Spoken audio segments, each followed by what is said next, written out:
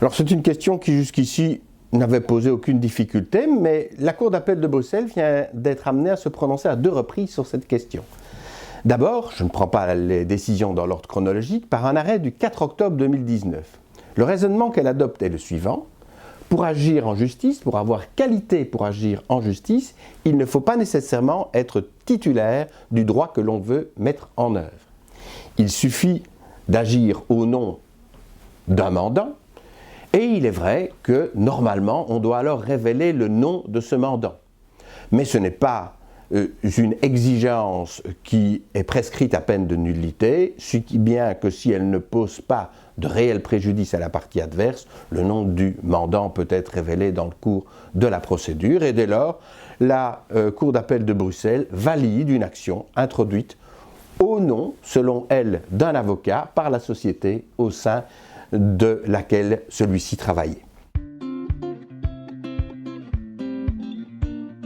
Alors ça me paraît quand même un raisonnement qui est un petit peu complexe.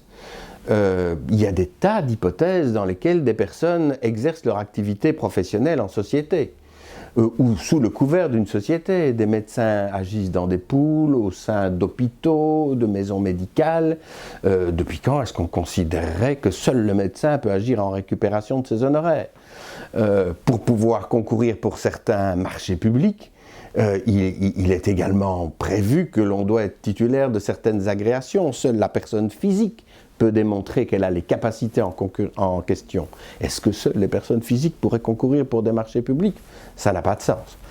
C'est pourquoi un second arrêt qui a été prononcé un peu avant, le 25 juin 2019, par la Cour d'appel de Bruxelles, me paraît beaucoup plus cohérent. Il considère effectivement que les avocats peuvent exercer leur activité sous le couvert d'une société et qu'il est donc normal, puisqu'ils sont les organes de cette société, que ce soit celle-ci qui réclame les honoraires aux clients, d'autant plus que lorsque les clients viennent consulter un cabinet d'avocats, voire un avocat en particulier au sein d'un cabinet, le Code de droit économique leur fait obligation d'expliquer de façon extrêmement claire le cadre dans lequel ils interviennent, société ou pas, et qui facturera les honoraires, et d'ailleurs selon quelle modalité. Dernière précision que je voudrais apporter à cet égard, c'est que l'article 446 quater du Code judiciaire prévoit qu'en matière de fonds de tiers, les avocats doivent les déposer sur des comptes spécifiques ouverts par eux-mêmes ou la société dont ils font partie. Argument a fortiori.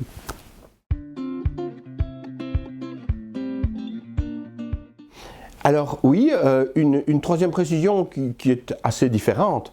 Depuis un arrêt de la Cour de cassation de 2013, il semblait établi qu'un état d'honoraire d'avocat n'était pas un titre privé qui permettait à un avocat ou une société d'avocats de pratiquer une saisie arrêt conservatoire sans autorisation du juge.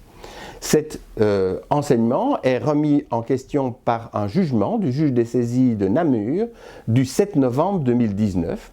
Il constate que, au contraire de l'hypothèse tranchée par la Cour de cassation, on se trouve en présence d'un état d'honoraire qui est postérieur à l'entrée en vigueur du Code de droit économique, donc obligation d'établir des factures en bonne et due forme.